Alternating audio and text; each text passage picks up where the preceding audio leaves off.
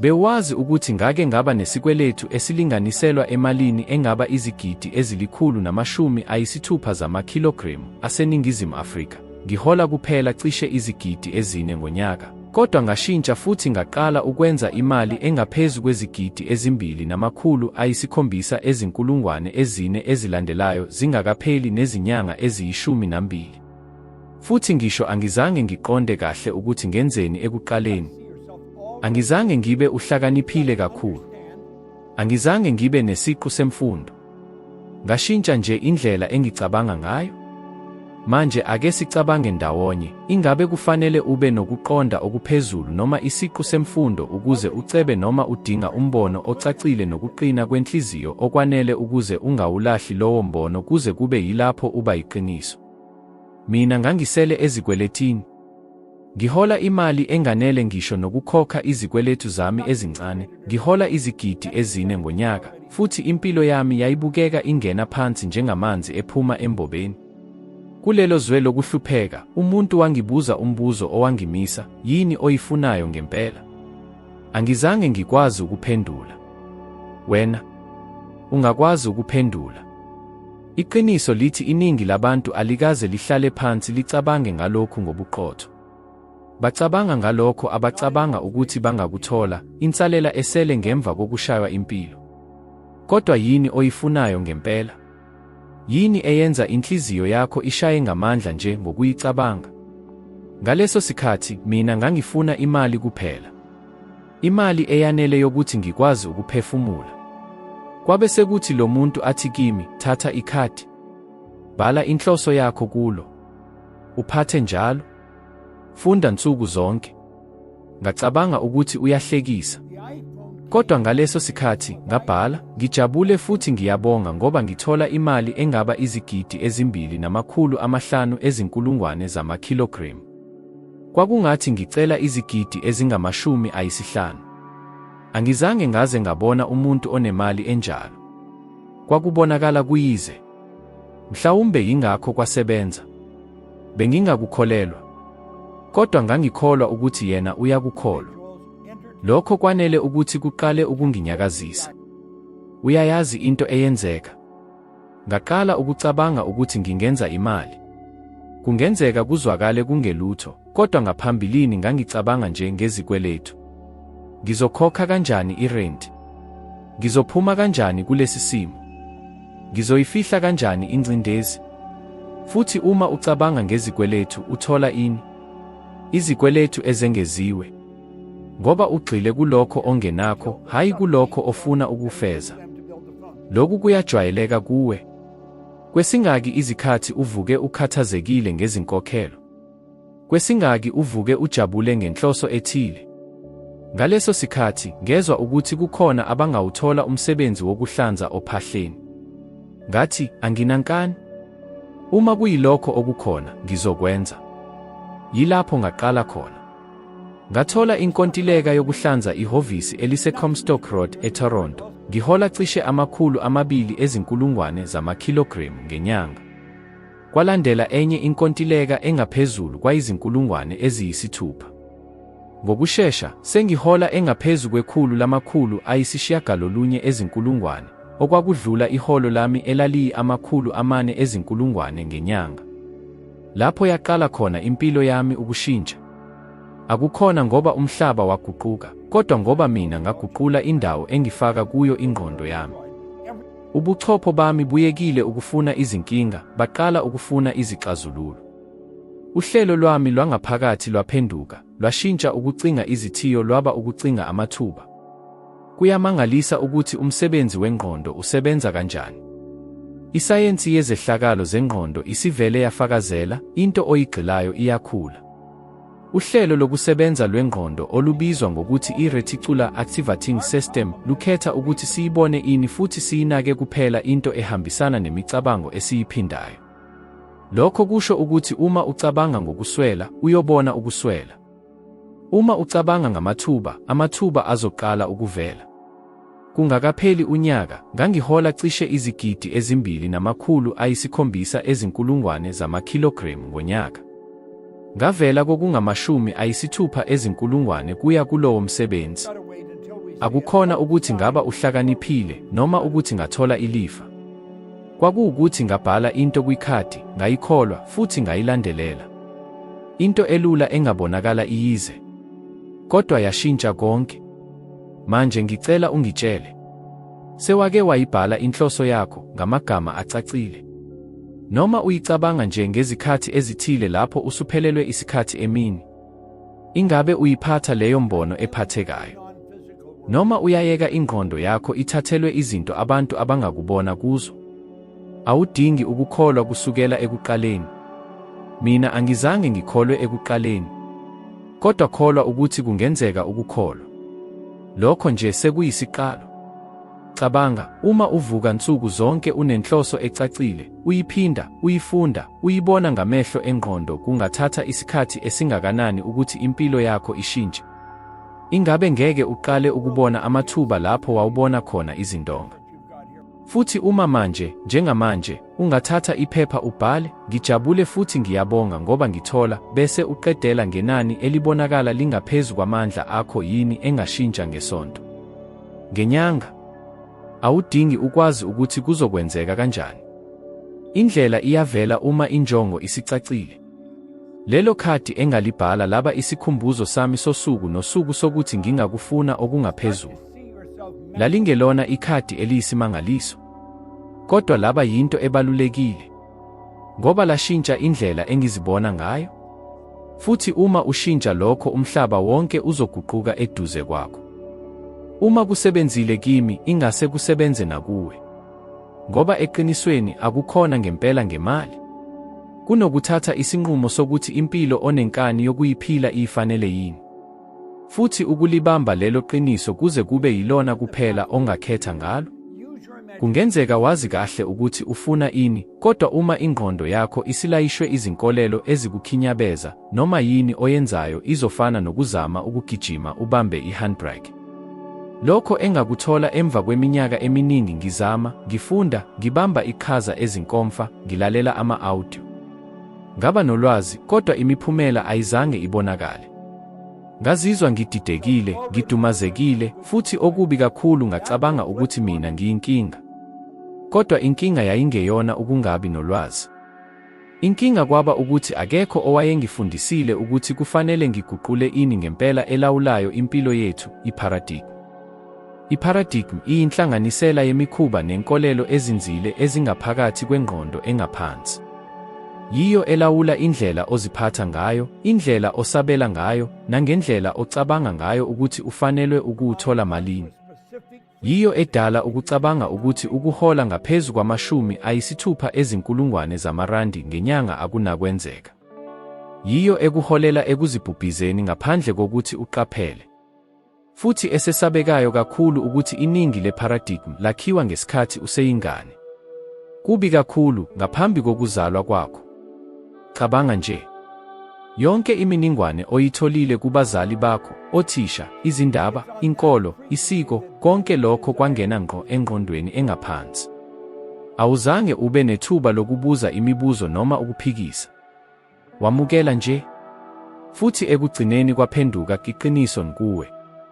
Wafundiswa ukuthi imali kunzima ukuyenza. Ukuthi abantu abanothile bayayeka. Ukuthi ukuphupha kukhulu kuyingozi. Ukuthi ukuzinza kubaluleke kakhulu kunenkululeko. Uma lezi ziqiniso sezihlala ngaphakathi kuwe, ungalindela kanjani ukuphumelela? Ukuguquka kwami kwaqala lapho ngiqonda lokho.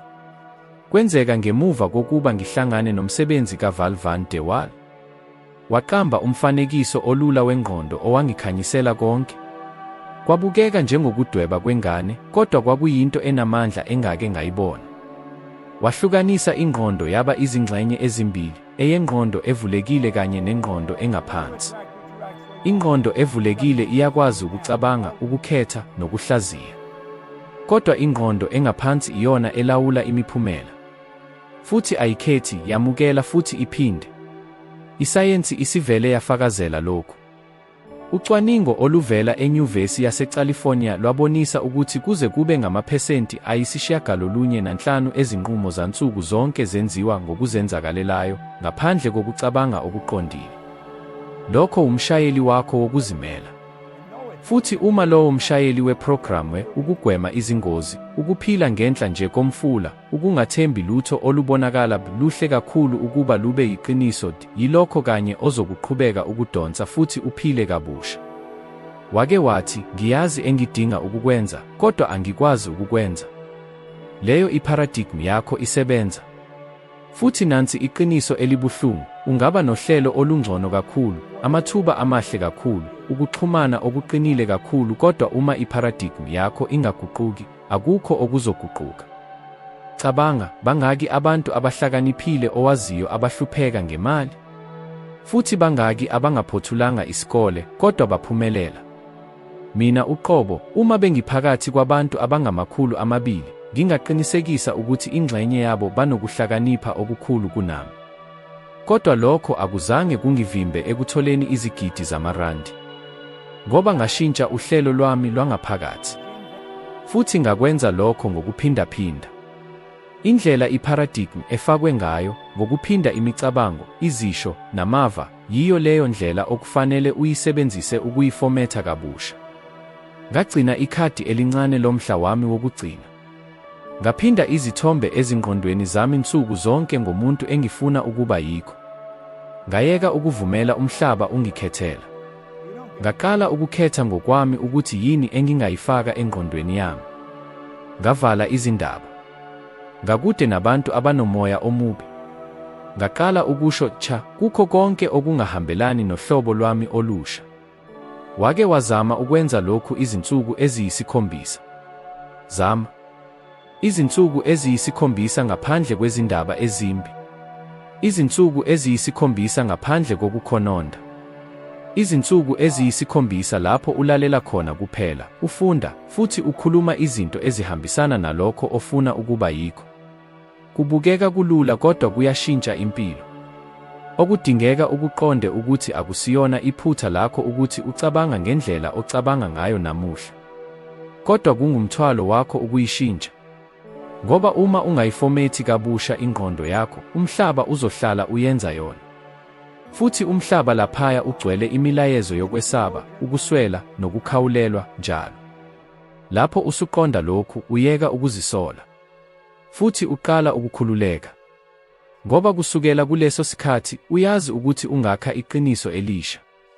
Futhi uma wakha iqiniso elisha, wakha impilo entsha. Kungakhathalekile ukuthi uqala kuphi.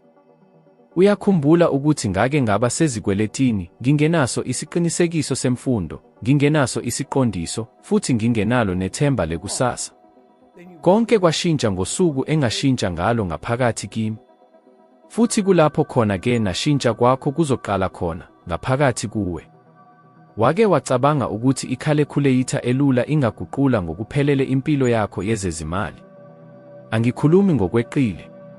Ngashintsha ingqondo yami ngokuphelele ngokudlala nje ngamanani. Kwakungewona umuthi, kwakukuqonda. Ngelinye ilanga ngangisesitimeleni sendiza ende, cishe amahora angama-25 ukusuka eToronto kuya eKuala Lumpur. Ngangihleli ngedwa ethulini lekhabethe, ngiphethe incwadi yokubhala nekhalekhuletha. Ngaqala ukwenza izibalo. Ngabona ukuthi uma ngihola cishe amarandi angama-990 ezinkulungwaneni ngesonto, izinsuku ezingama-50, lokho kwakuzoba cishe izigidi 2,990 amarandi ngonyaka. Kulula, akunjalo? Kodwa into eyangithinta kakhulu kwakungeyona inani uqobo lwayo, kwakuwukuthi leyo nombolo yashintsha kanjani indlela engangicabanga ngayo. Ngaqaphela ukuthi ngangiphile impilo yami yonke ngikholelwa ukuthi ukuzuza izigidi 2,990 amarandi ngonyaka kwakuyinto engenakwenzeka, okuhloselwe izifundiswa, abafokazi noma abadumile kuphela. Kodwa kuleyo ndiza, leyo nkolelo yehlile. Lolu shintsho lwangaphakathi luyamangalisa. Uma uqala ukudlala ngamanani, kukhona okushukuma ngaphakathi kuwe. Ubumpofu buphela amandla. Okungathi akunakwenzeka kuba yizibalo. Kanti izibalo zingafundwa. Ungaqala manje. Thatha iphepha, ubhale ukuthi ufuna ukuhola malini ngonyaka. Ake sithi izigidi ezimbili namakhulu ayisishiyagalolunye amarandi. Yihlukanise nangezinyanga eziyi12. Bese uhlala uyiqoqa. Uzoqaphela ukuthi akudingeki ukuthi wenze ukugxuma okukhulu, udinga ukuvumelana. Udinga ukucaca.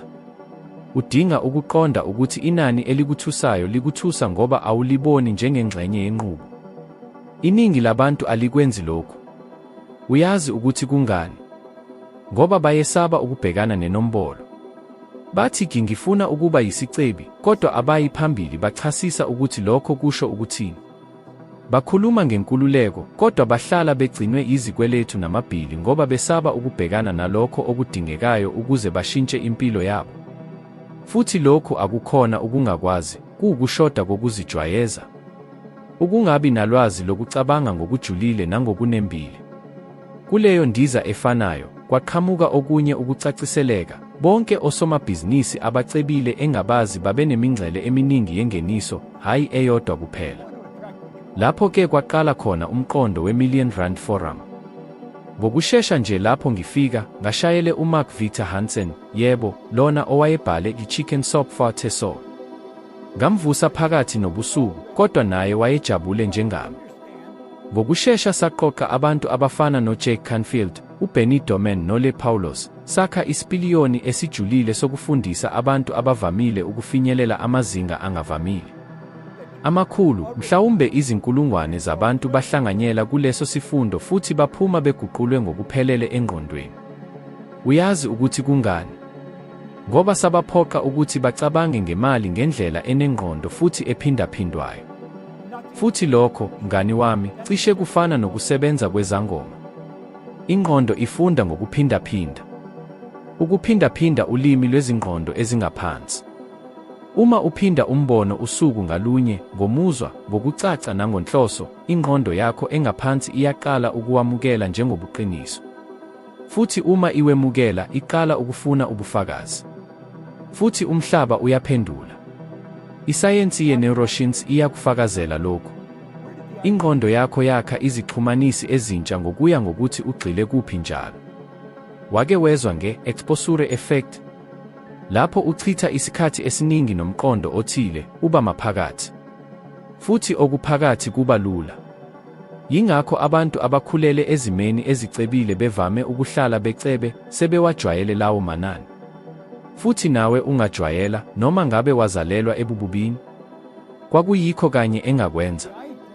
Ngayeka ukubona izigidi ezimbili namakhulu ayisishiyagalolunye amarandi njengento engatholakali. Ngaqala ukubona kube izigaba ezincane ezifezekayo. Futhi ngikholwa ukuthi uma ubuka kanjalo, amathuba aqala ukuvela. Uqala ukubona izindlela. Uheha abantu. Uzwa amazwi ahlukile. Uqala ukusebenza ngefrequency yengqondo ehambisana nalokho okufisayo. Kwake kwaba khona umuntu ongibuza, Bob, ingabe uthembekile ukuthi izibalo nje zingashintsha impilo yomuntu? Futhi ngamphendula, akuzona izibalo kuphela. Kuyindlela ezenza ngayo ingqondo yakho isebenze. Zikwenza ume ukweqa. Zikwenza uphathe impilo yakho. Zikwenza uqaphele ukuthi yebo, kungenzeka. Manje ake ngikubuza, wake wenza lo msebenzi ngokungathi sina? Wake wazivala imizuzu engama-20 naphephandaba, ipeni necalculator, ukuze ubone ukuthi zingaki izindlela ongafinyelela ngazo umgomo wakho wezezimali? Zama. Yenza lokhu usuku ngalunye isonto lonke. Ngaphandle kokuphazamiseka. Dlala ngamanani. Dala izimo. Cabanga ngemithombo yemali. Buka izindlela zivuleka phambi kwakho. Okubaluleke kakhulu ukuthi uzizwe sengathi lokho okukhumbulayo sekwenzekile manje. Ngoba uma ungakwazi ukucabanga ngokucacile, usuthathile usuku lokuqala oluqondene nokuqalisa impilo entsha. Ngangiyindoda egcwele izikweletu, ngihola cishe izigidi ezimbili namakhulu amahlanu amarandi ngonyaka, inhliziyo yami igcwele ukungabaza. Engangikwenzayo kwaba ukudlala nezibalo nsuku zonke. Ngaze kwathi okwakubonakala kungenzeki kwangena ezingqondweni zami njengento engenzeka. Kusukela lapho kwaba yindaba yesikhathi. Wake wazibuza ukuthi kungani usalokhu ubambekile endaweni ongayithandi, wenza umsebenzi ongakwenelisiyo, nakuba wazi kahle ukuthi lokhu kuyakuchitha kancane kancane ngaphakathi? Impendulo ilula kodwa inamandla: awukenzanga isikhala. Kunomthetho wemvelo obizwa ngokuthi umthetho wesikhala. Lona uthi, indalo ayikuthandi ukungabi bikho, noma nini lapho ususa okuthile, okunye okusha kufanele kungene kugcwalise leso sikhala. Kodwa yini abantu abaningi abayenzayo? Babanjwa yinto abayaziyo, besaba ukuyilahlekelwa, bengaboni ukuthi lokho kuqinisa isandla sabo sokungakutholi okuhle kakhulu. Nami lokhu ngakuzwa. Ngesikhathi ngiba nemali engaphezulu, cishe izigidi ezine zamarandi ngonyaka, ngihlala eLondon, ngaqala ukuya njalo ePlayboy Club odumile, osePark Lane eduze neLondon Hilton. Ngangichitha imali ngendlela eyenza ngibukeke ngihlanya. Ngangiphuma lapho ngezinye izikhathi ngizizwa ngiwine, kodwa empeleni ngilahlekelwa into ebiza kakhulu, indlela. Ngolunye usuku, ngaphuma lapho ngaya egumbini lami. Ngahlala embhedeni, ngedwa ngokuphelele. Futhi kuleyo ndawo ethule, ngazibuza, ngilenzani ngempilo yami? Kwakungeyona injabulo, kwaba njengokushaywa esiswini. Ngaqaphela ukuthi yize konke kwakubukeka kuhle ngaphandle, ngaphakathi ngangizilimaza. Ngangisesimweni sokungabi namthwalo wemfanelo, ngiphila impilo engahambisani nokwazi kwami okulungile. Futhi okwesabekayo kakhulu, ngangiqala ukujwayela lokho. Ngangiqala ukubona sengathi kuyamukeleka. Yilapho ngaqonda khona ukuthi ingcebo ngaphandle kokuqonda iyinkathazo egqoke ingubo enhle. Kwakufanele ngenze isikhala sohlobo olusha lwami. Ngalelo sonto ngasuka ezintweni zonke ezazingibuyisela emuva, izindlela, abantu, nezindawo ezazingasenamqondo. Futhi kwaba lapho umsebenzi wami wokuba ngumeluleki nomfundisi waqala khona ukubonakala. Uma usunquma ukusika konke okungahambisani nalokho ofuna ukuba yikho, indalo iyaphendula. Kungenzeka ukuthi manje usukhona emsebenzini owuzondayo, uphila nabantu abakudonsayo phansi, ubambelele ezintweni ezikubhidlizayo kancane kancane. Kodwa uthi kuwe, yilokho enginakho. Angikwazi ukukushiya manje. Anginakho okunye. Kodwa iqiniso ukuthi unakho. Kade wakuba nakho. Inkinga ukuthi ulindele ukuqiniseka kokusha ngaphambi kokudedela okudala. Futhi lokho ngeke kwenzeke. Kufanele uthathe isinyathelo kuqala. Kufanele uthembe. Kufanele wakhe isikhala kuqala. Lona ngumthetho abantu abaningi abazama ukushintsha izimpilo zabo abawuphuthelwa kakhulu. Bafuna ubuhlobo obusha, kodwa abakwazi ukuvumela phansi lobu obabuhambisana nobuhlungu. Bafuna umsebenzi omusha, kodwa basalokhu besebenzela lowo obulala amaphupho abo usuku nosuku. Bafuna ukukhula, kodwa basalokhu behamba nabantu abesaba ukundiza. Kufanele uzibuze manje, ngibambelele kuphi okugcwalisa isikhala salokho engikufunayo ngempela? Ngibonile abantu beshintshela phezulu ngokushesha ngenxa yokuthi benza isinqumo sokuba nesibindi. Owesifazane owayekuhlelo lwami lwesemina wayesehlala iminyaka eminingi esesikhundleni esimkhathazayo ngokomzwelo.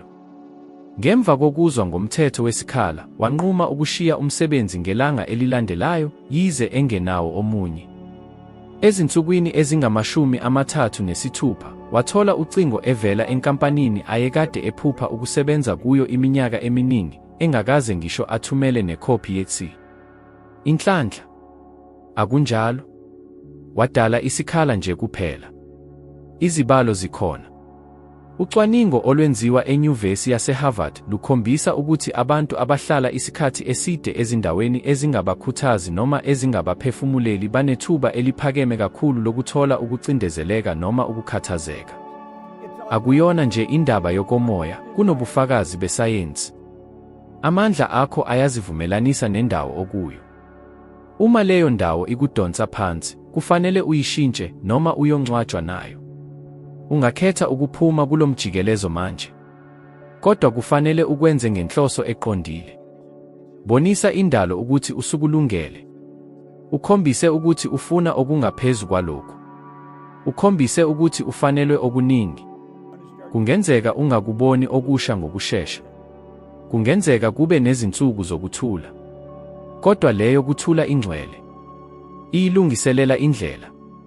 Kulapho amaza amasha eqala khona ukudlidliza. Ngesikhathi uhamba lolu hambo, uthola into ejulile kakhulu. Leyo ndawo engenalutho oyethukayo ukubhekana nayo ayiyona into engenalutho ngempela. Iyithuba elicwengekile. Iyisikhala lapho kwenzeka khona izinto ezingejwayelekile.